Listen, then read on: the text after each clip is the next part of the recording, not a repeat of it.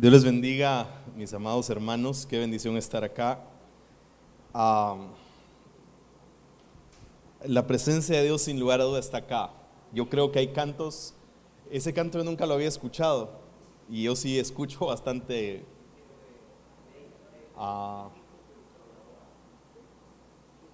Yo me he dado cuenta que bíblicamente, mire pues, cuando el Señor en el libro del Éxodo capítulo número 34 le habla a Moisés y le dice: yo voy a pasar delante de ti toda mi bondad. Cuando usted empieza a leer lo que significa que el Señor empezara a pasar delante de Moisés su bondad, es que el Señor le empezó a revelar sus nombres a Moisés. Entonces dice Éxodo 34, ¿verdad? Dice, entonces Él es Jehová, Dios fuerte, grande en misericordia, grande en verdad, perdonador de iniquidad, perdonador de la rebelión, perdonador del pecado. Entonces, eso es lo que dice eso. Entonces, yo estoy seguro que cada vez que nosotros declaramos los atributos de Dios, porque eso es lo que hace ese canto. Yo no me podía resistir con ese canto, nunca lo había oído, pero yo me sentía tan identificado con el cielo que yo empecé a sentir como el Señor estaba pasando toda su bondad delante de nosotros. Entonces yo creo que en la medida que nosotros levantemos nuestra adoración de una manera vertical, porque el problema es que a veces nosotros no entendemos cómo tenemos que darle a Dios. Yo creo que, bueno, aquí Rick es, o sea, él sí casi me podría decir, a mi papá decime, con la adoración, pero yo de él he aprendido mucho.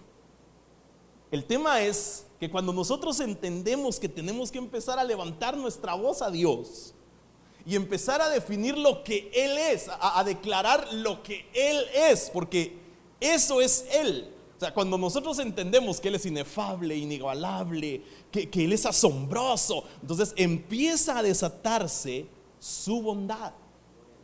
Entonces, eso es lo que sucede cuando tú empiezas a levantar tu voz. Empiezas a levantar y a decir quién es Él. Él en respuesta pasa su bondad delante de ti. Entonces, esos son los momentos en los que tú debes aprovechar para desprender virtud de Él. Ahora, cuando nosotros vemos en la Biblia, yo me doy cuenta, hermanos, que Dios necesita que nosotros nos guiemos por lo que la Escritura dice. Yo no recuerdo si hablé esto con Rick hace poco que él llegó a Ayahuate, y yo le decía, fíjate que, no sé si se lo dije, pero me pasó. Yo estaba con unos pastores y entonces les hice a los pastores esta pregunta y se las voy a hacer a ustedes. Y yo les decía a ellos: ¿quién de ustedes me puede decir qué es la vida eterna? O sea, si yo te pregunto a ti, ¿qué es la vida eterna? Y entonces yo empecé a recibir un montón de respuestas. Los pastores me decían que no me voy a morir, que voy a vivir eternamente, que voy a estar con Él en el cielo. Y entonces yo les decía, y yo cada vez que me contestaban algo, yo abría más los ojos. Yo decía, ahora, si yo te pregunto a ti, ¿qué es la vida eterna? ¿Qué responderías? Ahorita ya te di el chivo, ¿verdad? Pero la Biblia dice, y esta es la vida eterna, que te conozcan a ti y a tu Hijo, a quien tú enviaste. Entonces el problema es que nosotros nos movemos muchas veces en un ritmo, en una corriente religiosa, y al meternos en esa corriente religiosa empezamos a meter nuestro humanismo y empezamos a decir cosas que la Biblia no dice. Entonces dejamos de llevar una vida de acuerdo al patrón bíblico. O sea, usted debe saber que usted tiene vida eterna en usted porque usted conoce a Dios y usted está esforzándose por conocer al Hijo. Entonces, en esa medida usted está siendo lleno de esa vida eterna que el Señor prometió. Y de ese punto yo he analizado varias cosas y me he dado cuenta, hermanos, que hay muchísimas cosas que nosotros estamos ignorando. Por ejemplo, si yo te dijera a ti cuál es el resumen, la Biblia habla, el Señor Jesús dio varias enseñanzas acerca del reino. De hecho, la Biblia dice que cuando Él resucitó se quedó 40 días enseñándoles acerca del reino. Pero Él, yo me doy cuenta de que antes ya les había enseñado a ellos ¿Qué era el reino? Y fíjese que el Señor viene. ¿Usted se recuerda cuál es el sermón del monte? Sí, tiene que las bienaventuranzas. Cuando uno empieza a ver la Biblia y uno ve las bienaventuranzas, uno se da cuenta de que hay por lo menos 8 bienaventuranzas. Y ahorita voy a entrar al tema porque le quiero hablar de algo que el Señor puso en mi corazón, pero quiero ponerle esto porque todo está en la Biblia, hermano. El problema es que nosotros a veces no la leemos o solo dejamos que nos cuenten lo que la gente piensa. Y entonces yo encuentro en la Biblia que ese sermón del monte, el Señor resume cuál es la dinámica del reino para nosotros y cómo tenemos que hacer nosotros para poder alcanzar esas 8 bienaventuranzas que la palabra dice. Y entonces después de que Jesús les dice, estas son las bienaventuranzas, bienaventurados los que lloran. Y yo le decía a Ricardo una vez, yo pensaba que los que lloran eran los que de repente estamos así en la presencia y llorábamos y lloramos. Yo decía, qué rico, soy bienaventurado, decía yo. Cuando de repente el Señor, debido a una catarsis que vino a mi vida, que como no es tarde de testimonio no se la puedo contar, pero debido vino una debacle a mi vida que Ricardo y Chely saben, yo de repente me fui a llorar. Y entonces el Señor me dijo, ahora sí sos bienaventurado, porque estás llorando porque te duele haberme fallado. Entonces cuando la Biblia dice bienaventurados los que lloran, lo que está diciendo es bienaventurados aquellos que sienten en su corazón tal dolor por haberle fallado a Dios que lloran y son movidos al arrepentimiento, porque ese es el mensaje del reino, el arrepentimiento. O sea, eso es lo que Juan el Bautista hizo. Vino a predicar el arrepentimiento. Jesús vino a predicar el arrepentimiento. Nosotros debemos entender que debemos arrepentirnos continuamente, pero viene el Señor y dice bienaventurados. Entonces el Señor en ese sermón del monte, en todo el contexto, Él empieza a decir y les dice, estas son las bienaventuranzas. Pero en la medida que ustedes se meten en esas bienaventuranzas, ustedes se van a encontrar con 6 obstáculos. Y entonces empieza a definir los obstáculos. El primero es la ira, el otro es la infidelidad, el otro es el adulterio. Y le dice 6 obstáculos. Pero para que ustedes puedan superar esos 6 obstáculos, ustedes tienen que hacer 5 actividades del reino. Entonces cuando usted lee todo el sermón del monte, es el resumen del reino de los cielos y cómo nosotros nos debemos preparar para lo eterno, porque aquí lo que se trata es de buscar la eternidad. Eclesiastés dice, pusiste en el corazón del hombre la eternidad. ¿Me está siguiendo? Yo soy mero gritón hoy. Voy a tratar de no gritar mucho. De hecho podría aplicarse el micrófono, pero ahora, cuando yo empiezo a ver entonces esto, que es lo que Dios nos quiere enseñar a nosotros, yo me doy cuenta de que nosotros hay algo de lo cual debemos escapar y que es algo que el enemigo va a tratar de sembrar en nuestros corazones, sobre todo en este tiempo que yo estoy seguro es un tiempo final. Por eso me impresionó la palabra que dio el pastor, porque es cierto, a veces uno vive incertidumbre. Tú no sabes hacia dónde vas. Ahora, yo te quiero decir, ¿verdad, hermano? Porque uno muchas veces dice, no, pero es que yo necesito ver hacia dónde voy. ¿Y quién dice? Si la Biblia no dice así. La Biblia dice que no es por vista, dice que es por fe. Entonces, nuestro problema es que todo lo queremos ver, ¿verdad? No, es que yo quiero ver hacia dónde voy, yo quiero ver qué es lo que estoy haciendo, yo quiero ver aquí, yo quiero ver allá, yo necesito. Hermano, usted no necesita, usted lo que necesita es huir de algo que la Biblia habla que debemos huir. Apocalipsis capítulo 12 dice que el acusador de nuestros hermanos, el cual nos acusa de día y de noche, como sabe que ya le queda poco tiempo, empieza a acusarte más. Va. Ahora, en ese orden de ideas, hay algo de lo que nosotros debemos huir. Y nosotros debemos tener cuidado de que en el proceso nuestro corazón no se amargue. Porque lo que te puede estar pasando a ti quizás es que tú sentís que estás pasando demasiadas luchas. O sea, tú tal vez sentís, hermano, y tal vez vienes a ministrarte con los pastores, es que yo siento que no salgo y siento como que ya salí de una ola y me viene otra y después otra. Pues hermano, bienvenido al club. Por eso Mateo capítulo 7 habla y dice que nosotros debemos buscar el camino angosto y no el ancho. Porque lo que sucede es que cuando yo tomo el camino angosto, yo voy a poder llevar menos de mí y voy a poder tener más de Él. Por eso viene el Señor y ahí les dice, en Mateo capítulo 7 viene y les dice, muchos van a venir y me van a decir Señor, Señor. Y yo antes yo creía que ese Señor, Señor era que no habían reconocido la triunidad de Dios. Yo decía, no, es que solo dijeron Señor, Señor y no dijeron Señor, Señor, Señor. Pero de ahí me di cuenta de que no era así. Lo que cuando la Biblia dice 2 veces lo mismo, está afirmando un asunto. Entonces lo que ahí está diciendo en el contexto es, van a ver quienes me van a asegurar que son cristianos. Van a ver quienes me van a decir, en tu nombre echamos fuera demonios, en tu nombre hicimos. Y hay mucha gente que está así. Pues usted ve que a la gente le siguen señales. Usted ve que hay gente que sana gente. Pero el tema es que hay mucha gente que se está moviendo por don y no se está moviendo por fruto. Entonces Dios necesita que demos fruto. Entonces después el Señor viene ahí y les dice, yo les voy a decir al final de los tiempos, apártense de mí, hacedores de iniquidad, no los conozco. Y entonces la interpretación de ese texto es, yo les voy a decir al final, apártense de mí ustedes, que vivieron como si yo no les hubiese dejado una ley que obedecer, porque ese es el hacedor de iniquidad.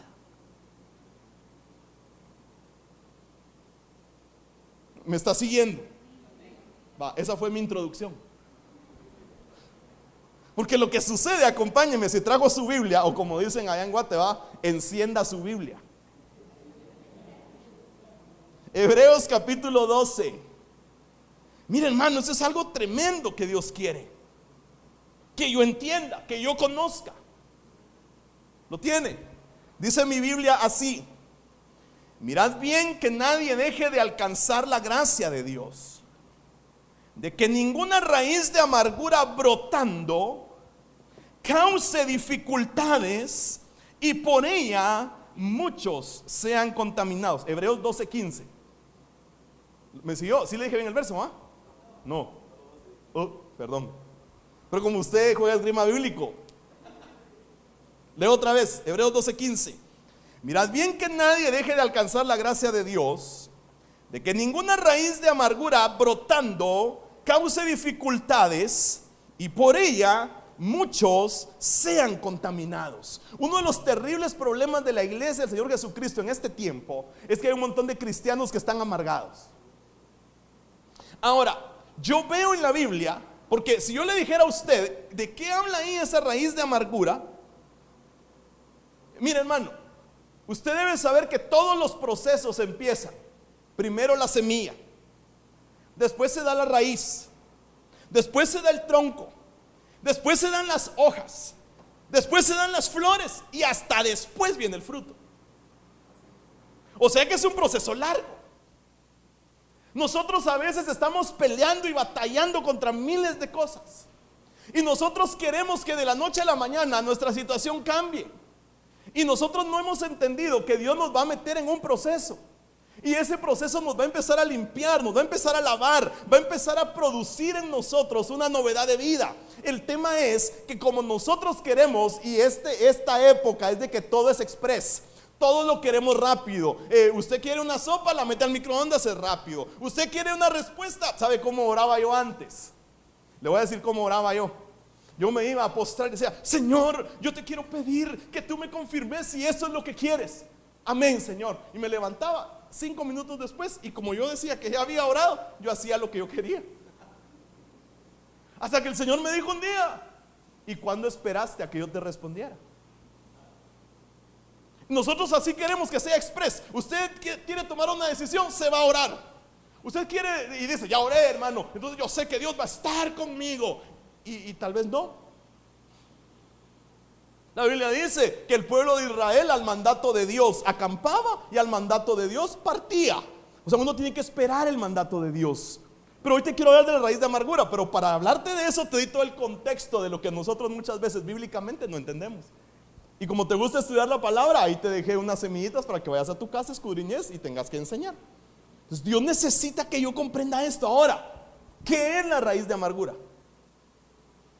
Porque el problema es que la gente, y te lo voy a enseñar, por eso te empecé diciendo que es la vida eterna.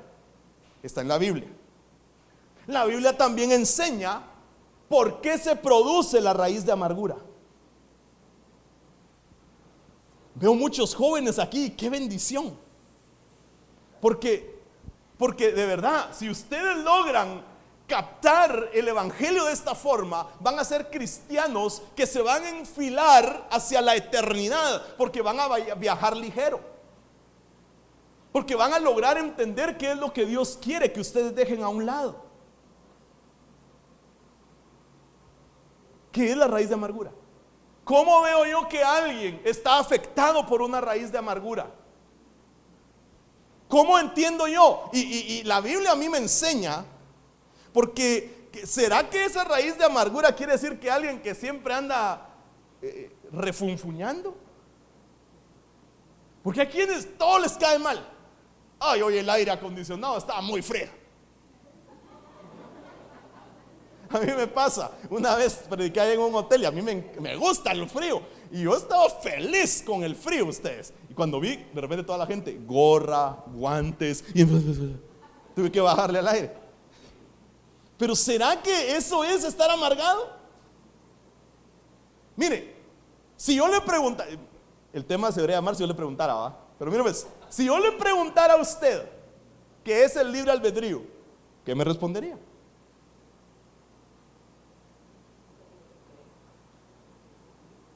Hacer lo que queremos y lo que nos guste. Ustedes de este lado que están muy callados, ¿qué es el libre albedrío? La libertad de decidir. Ahora, mira, hermano. Bueno, ahí después que su pastor corrija si yo digo algo aquí que no está bien. Ahí, ¿no? Pero a mí, hermano, a mí me enoja un poco cuando la gente viene y dice, esto tiene que ver con la amargura, ahorita va a ver por qué. A mí me enoja cuando la gente dice, no, hermano, es que yo estoy en la voluntad permisiva de Dios. Así me dicen. Aguanta, ¿va? Y la Biblia, hermano, perdone, la Biblia no habla de voluntad permisiva de Dios. La Biblia habla de la voluntad de Dios y de la voluntad de tu naturaleza carnal. De eso habla la Biblia. Y la Biblia dice, venid y probad cuál es la voluntad de Dios, que es buena, agradable y perfecta. Y usted, para probar algo, lo que tiene que hacer es ponerlo en práctica. Entonces no vaya a andar usted, no, es que yo ando en la voluntad permisiva de Dios, o sea, estoy bendecido al 25%. Entonces el libre albedrío es la libertad de decisión que Dios nos dejó para escoger hacer su voluntad o nuestra voluntad. Ese es el libre albedrío. O sea que tú, al igual que la sabiduría según Santiago, o es de Dios o es carnal. Y la del mundo dice que es diabólica. Entonces, cuando tú andas en tu sabiduría carnal, tú sacas tu deducción de quién te está influenciando. Porque o sos hijo de Dios o no. O sea, aquí no es a medias tintas, hermano. Por eso hay que definirse. Yo le digo a Dani, mi hijo, que acaba de cumplir 21 años, vos tenés que decidirte por lo que Dios quiere que vos hagas. Yo ya te enseñé, yo ya te instruí, yo ya te dije, ahora vos decidí. No me vas a andar con que la voluntad permisiva. Entonces, el problema es que en ese lapso en el que nosotros avanzamos, y espero estarme dando a entender y que me esté siguiendo esta tarde, yo tengo que entender que puede hacer que mi corazón se amargue. Yo tengo que entender que yo tengo que luchar contra eso. Ahora me vas a comprender por qué te hablé del libre albedrío. Acompáñame a Deuteronomio capítulo 29. Hoy sí te voy a decir qué verso, pero en lo que llegas, ahí la Biblia habla de qué es lo que produce la raíz de amargura. Y te vas a dar cuenta, porque hermano, mira, el propósito del corazón de Dios es que nosotros logremos ser sinceros delante de Él. Porque ¿qué cosa hay que Dios no conozca? Lo que Él quiere es que nosotros seamos capaces de acercarnos a Él y confesarle lo que sentimos, tal cual. Y no que andemos nosotros en dobles pensamientos de un montón de cosas, hermano. Eso no es el deseo de Dios.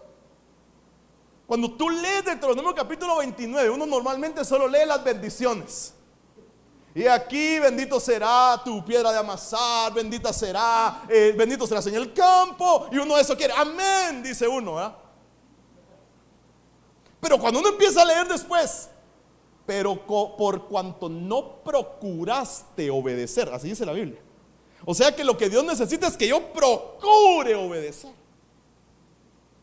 Por cuanto no procuraste, estas maldiciones te seguirán, dice. Y uno se empieza a asustar de las maldiciones que Dios da. Porque una de las maldiciones es que la mujer se va a comer la placenta de sus hijos cuando nazcan debido a la escasez que hay. Yo sí paso. Pero oiga esto, cuando yo empecé a ver y empecé a estudiar este tema de la amargura, me di cuenta que en Deuteronomio 29, verso 18, habla que la origina. Oiga lo que dice: hago este pacto contigo, verso 18, para que nadie, hombre o mujer, clan o tribu, se aparte del Señor nuestro Dios, para rendir culto a esos dioses de otras naciones, y para que ninguna raíz produzca frutos amargos y venenosos en medio de ti. Verso 19. Los que oyen las advertencias de esta maldición no deberían confiarse demasiado y pensar: estoy a salvo, a pesar de que sigo los deseos de mi corazón terco. Entonces lo que produce la raíz de amargura es el corazón terco del hombre. Y el corazón terco del hombre tiene que ver que uno, a pesar de que sabe que está caminando mal, no se aparta. ¿No te ha pasado a ti? Bendigo al Señor por la congregación que el Señor le dio a Rick. Todos obedientes a Dios. Solo los que predicamos somos bien desobedientes a veces y tenemos corazón terco. Que cuando el Señor te dice por ahí no, y tú no, es que yo siento que esto es lo que Dios quiere. Y hermano, mire, pide consejería, pide oración, no ayuna, sino que pone a otros a ayunar. Y usted dice, no, es que por aquí es.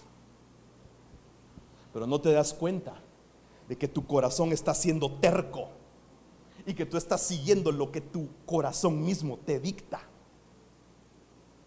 Por eso si alguien viene un día y te dice, y tú, vos que fíjate que no sé qué hacer, y viene y te dice, no hombre, no te preocupes, haz lo que te dicte tu corazón.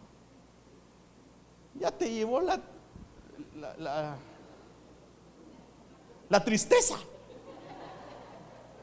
¿Sabes por qué?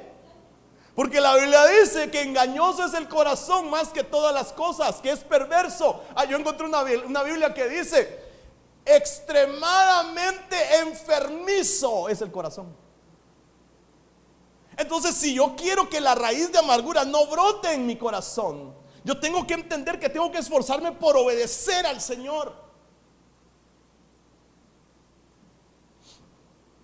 ¿Sabe más o menos cómo es esto? ¿Sabe más o menos cómo es el ejemplo de lo que el Señor está diciendo aquí? Porque lo que el Señor quiere es que nosotros le obedezcamos a Él. Lo que el Señor quiere es que nosotros nos rindamos a Él. Pero a veces nosotros, como cristianos nacidos de nuevo, somos como aquel matrimonio que viene la esposa o el esposo y viene y le dice al cónyuge, le dice: mira, fíjate que hoy voy a salir. Ya están casados. Y viene y le dice: fíjate que hoy voy a salir con mi ex. Sí, o sea, yo estoy casado con vos, pero voy a salir con mi ex. No me entendió el ejemplo, ahorita lo explico.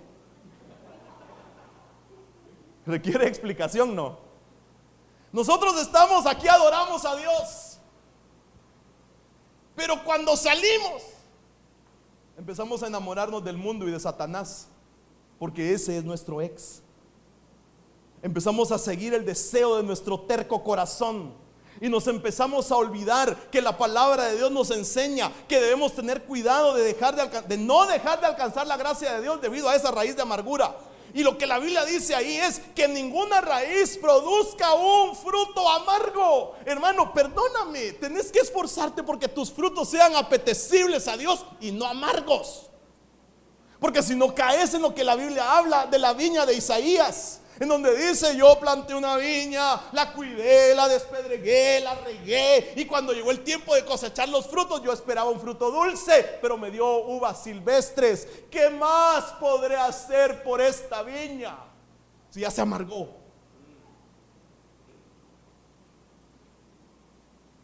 El enemigo va a empezar a meterte el pensamiento de que no vale la pena obedecer a la palabra. El enemigo va a meterte en el pensamiento de que el sufrimiento hay que reprenderlo. Hermano, perdóneme, si eso fuera así, si el sufrimiento no proviniese de Dios, yo tendría que borrar de la Biblia varios versículos. Entre ellos uno que dice: necesario es que a través de muchas aflicciones entréis en el reino. Tendría que eliminar el versículo que dice en el libro de los Salmos: porque cuando yo estuve en angustia, tú me hiciste ensanchar. Mientras mayor angustia, más creces. Lo que pasa es que, mire, le voy a abrir mi corazón. Como no me conoce y a saber si me van a volver a invitar, entonces le puedo contar. Yo vine el viernes en la noche y ayer vi a Ricardo y yo estaba mal, hermano, porque el corazón del hombre es malo. Y yo le dije: mira vos, estoy mal, le dije. Lo que menos esperaba es que me invitara a compartir.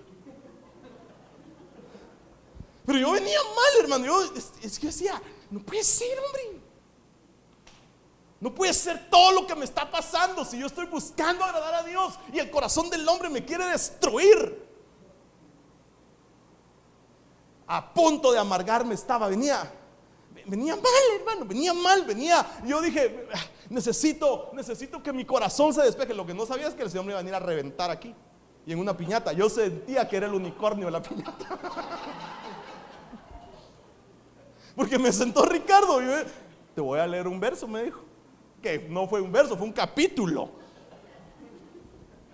Pero por eso solo nos pasa a los que predicamos hoy. Porque yo empecé a entender entonces, anoche, y después de esa plática y después de otra cosa que hablé, de repente mi corazón se llenó de paz. Porque empecé a entender que nada se sale del control de Dios y que lo que el enemigo quería era amargarme a mí para que yo dejara de alcanzar la gracia. Entonces ¿sabe qué iba a hacer yo? A lo mejor no le cuento qué iba a hacer, pero ya no quería seguir siendo ministro. Y hoy voy en la mañana a un culto de una iglesia y viene el pastor y yo estaba así, me dice: bienvenido, pastor de Guatemala. Y entonces dije: sospecho que el Señor tiene algo conmigo. Pero lo que el diablo va a querer siempre es que mi corazón terco haga lo que le da la gana, en lugar de rendirme delante de Dios. Mire, cuando estábamos ahí adorando, aquí hay una presencia. Yo uso una palabra que espero no les ofenda, pero terrible. No les ofende, ¿verdad? Una presencia, ¿cómo sinónimo de terrible en bonito? ¿Vos? ¿Me entiende, verdad? O sea, una presencia maravillosa. Ahí está. O sea, Dios está aquí. Y yo cuando cerré mis ojos ahí, no pude evitar que mis lágrimas cayeran. Pero ¿sabe qué empecé a ver? Empecé a ver cómo se empezaban a abrir cepos. ¡Wow! Como el Señor a algunos los desencadenaba. Vi algunos rostros de vosotros, que Dios empezaba a decir ¡wow! Y entonces cuando cortaba el Señor, salía la palabra liberado. Entonces algunos de ustedes el Señor los liberó en la adoración, porque algunos de ustedes vinieron a dar su canto en medio de la prisión en la que estaban metidos. Entonces vino Dios y dijo: no, este me estaba agradando, este es otro Pablo y Silas, y está peleando contra la amargura del proceso que yo permití. Porque, hermano, es Dios el que permite los procesos. No, deja de estarle echando la culpa al diablo ya. Hermano, entonces no es el diablo. No. Imagínense, usted estaba aquí adorando ahorita. Inefable y asombroso, tu amor, ese, y de repente a usted, ¡pau!, se le vino un pensamiento malo. ¿No le pasa? No, hombre, ustedes son santos, ¿va? ¡Pau!, un pensamiento así horrible, ¿va, hermano? Y usted dice: diablo, te reprendo. Y no, usted está expuesto a la presencia de Dios. Entonces cuando usted está ahí metido, viene Dios y empieza a remover toda la basura que todos tenemos adentro, porque todos tenemos basura adentro. Marcos capítulo 7, verso 21. 13 cosas que salen del corazón. Entonces lo que está pasando es que la presencia de Dios está haciendo emerger todo eso malo que está ahí metido para que tú lo entregues en el altar y para que sea consumido ahí, ya te deje de estar fastidiando. Entonces te deja de estar invirtiendo tiempo en reprender a Satanás.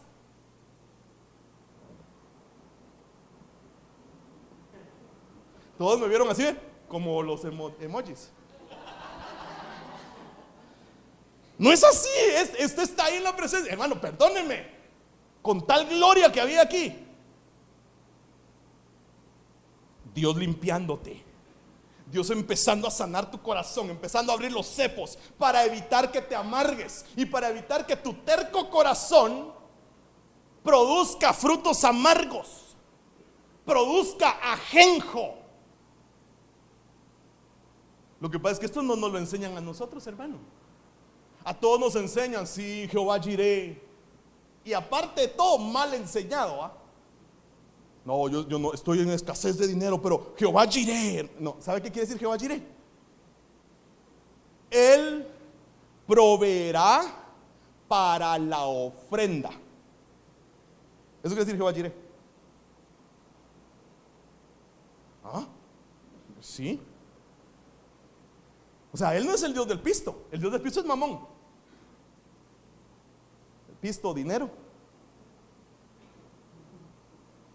Money. Y entonces nos enseñan todo así: Jehová Jireh, Jehová Rafa, Jehová Tzidkenu. Pero nunca, casi nunca nos enseñan: y yo soy Jehová tu Dios, y mi nombre es celoso, con C mayúscula. O sea que otro nombre de Dios es celoso, que no te quiere compartir. Por eso te puse ese ejemplo. Él es celoso de ti. Entonces, hay un canto de un hermano de Guatemala que es: Él es celoso de mí, me inundas como un huracán. Na, na, na, na. ¿Qué quiere Dios entonces? Que tu corazón no se amargue de los que están aquí.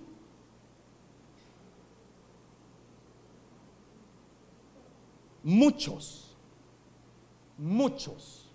están en el valle que habla el libro de Joel. Cuando nosotros y el problema es que al estar en ese valle del libro de Joel, hermano, ¿usted ha leído el libro de Joel? Mire, hay unos libros que a uno no le gustan leer. Uno es el libro de Joel, otro es el libro de Abdías. Al libro de Abdías yo le pondría por título, ese lo lee en una noche, así en media hora, así lo lee todo el libro, es un capítulo. Y habla acerca de la maldad de Edom, que era Esaú, cuando vio que a Israel se lo llevaron cautivo. Pero el libro de Joel es un libro con el cual uno fácilmente se puede amargar. Me dicen cuando sea el tiempo, porque usted llame como cuando yo daba clases allá en la universidad en Guatemala, los alumnos me decían: usted siga, nosotros a las 9 nos vamos. Así dígame usted dele, hermano.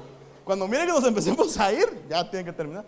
Pero oiga, el libro de Joel, viene el Señor y en la parte final del libro de Joel le dice: ¿no te has dado cuenta que fui yo el que mandó mi ejército de langostas en contra tuya? ¿No te has dado cuenta que fui yo el que permitió que todos esos ejércitos te invadieran? Porque mi único propósito era que tu corazón se volviera a mí, y no te volviste a mí.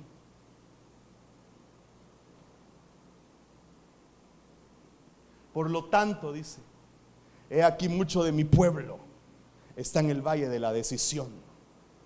Decídete pues por mí. Y esta es una profecía. Todo el deschongue que se te está armando alrededor, todo el sufrimiento que te está viniendo, todo lo que está sucediendo a tu alrededor, que sentís que todas las puertas se cierran, Dios lo está permitiendo para que tú te vuelvas a Él. Él está llamando tu atención. Él está diciéndote: yo no quiero que te amargues, yo no quiero que sigas los designios de tu terco corazón, porque el terco corazón desagrada a Dios. Tendríamos que estudiar qué es el terco corazón, pero eso ahí Cada quien va. Lo más importante es que hoy la semilla se quede sembrada en tu corazón. Que si tú te amargas en medio del proceso que estás pasando, yo así venía, ahora entendí, hermano, yo así venía, y tal vez Dios me puso así solo para venirles a predicar a usted. Entonces él escribió a mi esposa, fíjate que no sé si lo que tengo es sueño o depre, le dije.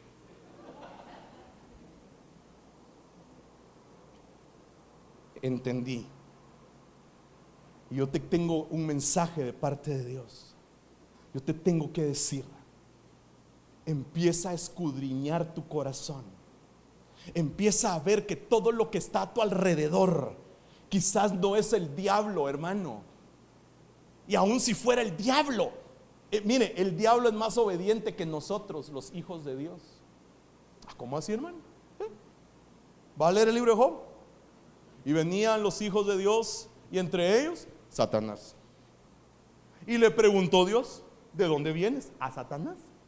¿Y usted cree que Satanás le contestó igual que usted? ¿De por ahí? Satanás le dijo: vengo a rodear el mundo. Y le fue a echar un ojo ahí a Job, a ese tu consentido. O sea que el diablo se sujeta. Nada que el diablo haga se sale del control de Dios. Y aparte de todo, no todo es el diablo, porque el diablo no es omnipresente, el diablo no es omnisciente. O sea que tú tienes que empezar a cambiar tu mentalidad, de decir: este es diablo. No, quizás es Dios llamando tu atención, como lo hizo en el libro de Joel, hermano. Él les mandó una crisis política, les mandó una crisis de hambre, les mandó una crisis de decisión, para que su corazón no se amargara, y no entendieron. Quizás hoy nosotros tenemos que entender que el propósito del corazón de Dios es que todo lo que nos está aconteciendo es para que no nos amarguemos y no dejemos de alcanzar la gracia. ¿Sabe cuál es nuestro problema? Que, hermanos, nosotros no entendemos, y ahí andan peleándose todavía el Arviño y el Calvino y no sé quién, que si la salvación se pierde o si no se pierde. Y entonces, como hay quienes dicen que no se pierde, viven su vida como les da la gana y se olvidan lo que la Biblia dice: que no debemos descuidar esta salvación tan grande que tenemos. Que no la tenemos. Yo no estoy diciendo si se pierde o no. Yo no me voy a meter en ese lío. Pero sí te tengo que decir: tenés que cuidar tu salvación. Por algo hay tanto joven aquí. La gloria del joven es su fuerza. Ustedes tienen que ser fuertes. Y aquí como que lo sientan en segmentos, ¿va? Jóvenes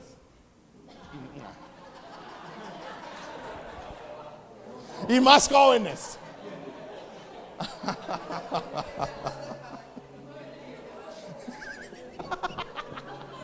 De los pastores para allá son los notas.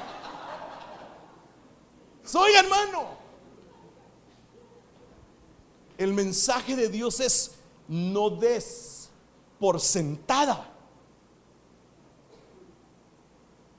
toda la gloria de Dios.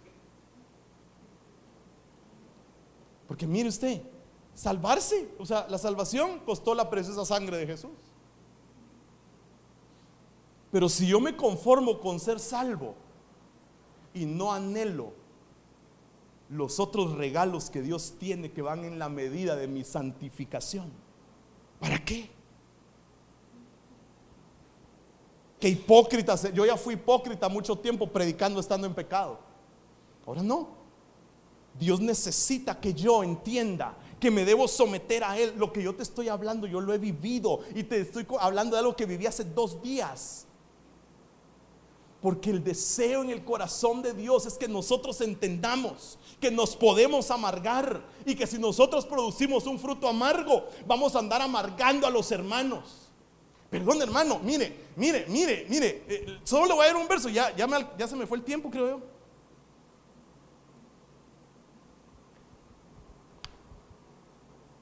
Le voy a leer 2 versos. Oiga este.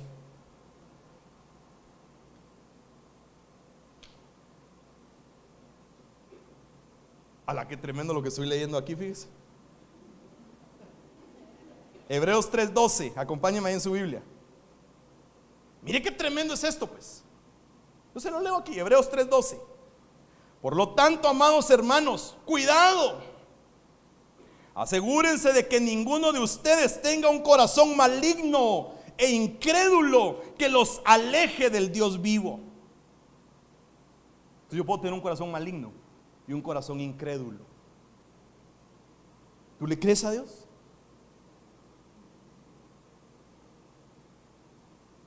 ¿O no le crees?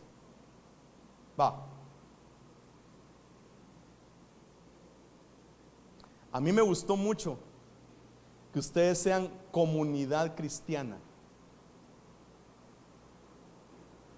porque encontré un verso de lo que una comunidad cristiana debe hacer. ¿Quieres saberlo? Estamos hablando de la amargura. Mire, contésteme una cosa. Cuando usted ve a alguno de sus hermanos triste, ¿qué hace? Usted sabe que tristemente los cristianos somos el único ejército, que nos llamamos ejército, que cuando un hermano está caído, en lugar de levantarlo, lo pateamos y lo dejamos ahí tirado, porque pueden decir, chish, van a decir que yo soy igual. Así somos, hermano. Allá donde yo vengo decimos, been there, done that. A mí me tocó. Los mismos que un día dijeron Hosana, igual que a Jesús. Hosana, decían todos. Después decían, crucifícale, crucifícale. Entre cristianos. Pero encontré un verso que va a provocar que cuando tú veas que uno de tus hermanos, de los que están aquí, o de los que van a venir, porque mire, hermano, perdóneme, usted viene aquí a la iglesia y todos nos miramos bien santos, hermano. Todos lloramos, todos somos una bendición, todos decimos gloria a Dios, hermano. A algunos de ustedes en el chance se les sale el amén cuando el jefe les dice, tráigame ese papel, amén, porque se nos vuelve una jerga. Pero a la hora de empezar a tener misericordia, ¿usted sabe qué significa la palabra misericordia? Ya veo que le dije que se debería llamar, usted sabe. ¿Sabe qué significa misericordia? Están meros tímidos, ¿va? Misericordia es amar la miseria del otro. Eso es misericordia. Entonces cuando usted ve a alguien que está en la miseria, ámelo. Sáquelo de esa probabilidad de que se amargue en su corazón. Sáquelo de ahí, sáquelo de ahí. Porque la Biblia enseña eso. Oiga lo que dice. Después le doy el verso. Mantengámonos firmes sin titubear en la esperanza que afirmamos, porque se puede confiar en que Dios cumplirá su promesa. Pensemos en maneras de motivarnos unos a otros a realizar actos de amor y buenas acciones. Hebreos capítulo 10 verso 23. En otras palabras está diciendo ahí, enséñense los unos a otros a amarse. Ese es el contexto de lo que la Biblia dice. En esto conocerán que sois mis discípulos, en que os amáis los unos a los otros. Entonces cuando yo veo que alguien se está empezando a amargar, lo tengo, en lugar de decirle que haga lo que le dé la gana, igual su vida es, no, yo tengo que tomarlo, invertirme en él, decirle, mira vos, no hombre, no seas así, vení, todavía se puede seguir, no te amargues, no te amargues, no te amargues, vas a dejar de alcanzar la gracia, y lo peor de todo es que nos vas a contaminar a todos de un corazón incrédulo. ¿Aló? Va. Otra pregunta, ya con esta me despido. ¿Por qué no le aceptaron su ofrenda a Caín? Número 1. ¿Y por qué Caín mató a Abel? Número 2. Hebreos dice, ahorita le respondo, porque está tímido usted, pero ahí lo va a buscar en la Biblia, ahí va a ver. Número 1, no le recibieron la ofrenda a Caín, no porque era del fruto de la tierra. Eso es lo que todos nos inventamos, ¿va? Pero la Biblia en Hebreos dice que no le aceptaron su ofrenda porque no iba acompañada de fe. Entonces de ahí nos dicen, ¿y por qué mató Caín a Abel? Porque se enojó, dicen algunos. Primera de Juan enseña y dice, Caín mató a Abel porque las obras de Abel eran justas y las obras de Caín eran del maligno. Ya ve que la Biblia tiene la respuesta a todo. Y no es que uno tenga que ser teólogo, hay que leer la Biblia. Entonces usted tiene que empezar a entender que a sus hermanitos los tiene que agarrar y decirles: no tenés que hacerte Caín. Yo te tengo que enseñar, según Hebreos capítulo 10, verso 23, 24 y 25, que tenés que hacer buenas acciones y obras justas. Así vamos a evitar que tu corazón se amargue. Yo les digo allá a los hermanos, yo los necesito a ustedes más que ustedes necesitarme a mí, porque yo necesito saber que hay gente que cuando yo esté haciendo mal me va a venir y me va a decir, que me va a amar cuando yo resbale.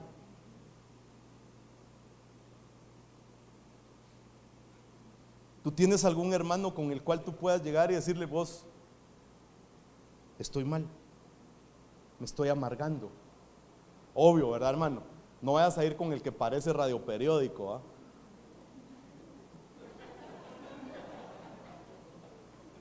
Ya viste que el tecladista,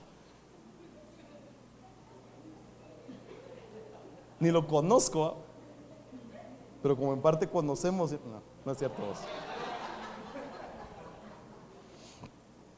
¿Me ayudas con el piano? Todavía te he animado, ¿no?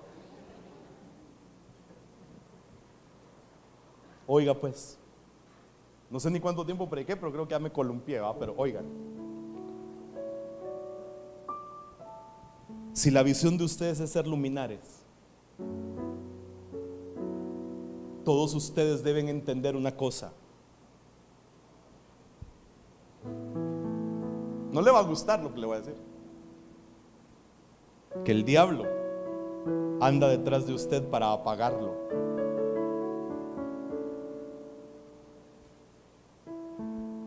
El diablo se va a encargar, así como hacían los antiguos emperadores y le decían a los cristianos: ¡ah, son la luz del mundo! Vengan pues. Y los ponía como antorchas vivientes en los corredores de sus jardines para que iluminaran los palacios, y así los mataba. Es decir, que el infierno emitió una orden de captura en tu contra el día en que tú decidiste ser un luminar. A paso, hermano, así mejor me voy a otro lugar. No, hombre, Dios te trajo aquí, y quizás me trajo a mí para decirte: tenés que despojarte de tu terco corazón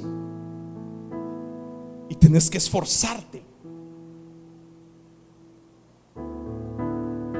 porque tu corazón no albergue una raíz de amargura, sino que tu corazón pueda ser genuino para Dios. Perdón, hermano, ¿por qué cree usted que fue escrito el Salmo 84? ¿Sabe qué dice el Salmo 84? Aquí hasta un canto hay. Dice: aquellos que pasando por el valle de las lágrimas lo convierten en una fuente de gozo. ¿Por qué dice la Biblia? Porque los que vienen sembrando la buena semilla van llorando, pero con gran regocijo traerán sus gavillas. ¿Sabes por qué? Porque lo único que puede regar tu semilla son tus propias lágrimas.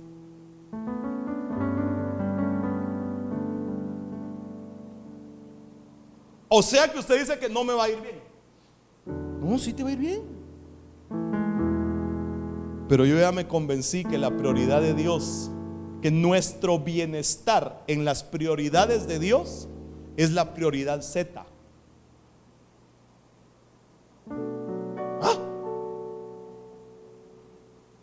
Sí, Señor. A Él no le interesa tu comodidad, al contrario, a Él le interesa que tú estés incómodo aquí en el mundo para que anheles lo eterno.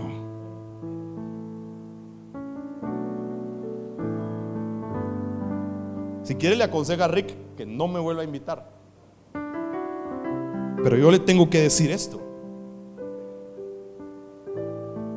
La Biblia dice, Salmo 128, bienaventurado el varón que teme a Jehová. Cuando comieres el fruto de tus manos, bienaventurado serás. Tu mujer será como una fecunda vid plantada en el interior de tu casa. Tus hijos serán como plantas de olivo alrededor de tu mesa. He aquí, así será bendecido el varón que teme a Jehová. Salmo 128. O sea, te va a ir bien. Pero te va a empezar a ir bien en la medida que tú te empeces a despojar del amor a lo terrenal. Porque así te vas a librar de esa terrible raíz de amargura que es provocada por el terco corazón y por la desobediencia a Dios. Esforcémonos por obedecer a Dios. De los que están aquí, mi hermano, es que a veces por eso mejor me gusta predicar con los ojos cerrados, para no ver cosas. Porque cuando empiezo a ver cosas me da miedo. Pero les tengo que decir una cosa. De los que están aquí que vinieron en sufrimiento y que vinieron sin saber para dónde agarrar, que no sabían qué rumbo tomar, yo les tengo que decir que todo lo que ustedes estaban viviendo es porque en ustedes se está cumpliendo una palabra. Y la palabra es esta. Ahorita termino. Porque yo soy el Señor tu Dios, que te saqué de la tierra de Egipto y que te llevé por este desierto tan terrible, que te hice pasar hambre y que te humillé. O sea que Dios humilla. Sí. ¿Sabe quién humilla a Dios? Al altivo. Pero sigo con el verso. Y que te humillé con el fin de saber qué había en tu corazón, si obedecerías mis mandatos o no. Entonces vas a poder decir: dichoso el que tiene en ti su fortaleza, porque en medio de la aflicción tú renuevas sus fuerzas. Qué hermoso sería que en lugar de que nosotros estemos presos de la amargura, entendiésemos que todo lo que Dios hace tiene un propósito. Y es que la amargura no entra en tu corazón. Así que no sé cuántos de ustedes estaban empezando a amargarse, pero esta tarde noche yo te traigo el mensaje de parte de Dios, que es: ten ánimo. Es más fácil entender que no hay despropósito en Dios que tratar de entender uno solo de sus propósitos. Él es bueno, Él es fiel, Él es grande. Jehová, Jehová, Dios fuerte, poderoso, grande en misericordia, grande en verdad, que perdona la rebelión, que perdona la iniquidad, que perdona el pecado. Éxodo 34. Su bondad pasando frente a ti para evitar que te amargues.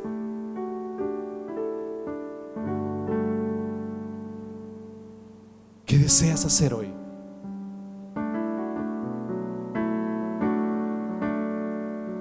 ¿Alguna vez, mire, qué le pasa a usted cuando tiene hambre, que pasó todo el día sin comer? ¿Qué le pasa a usted?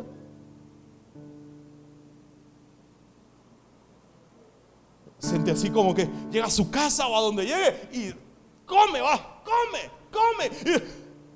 Hoy sí tenía hambre.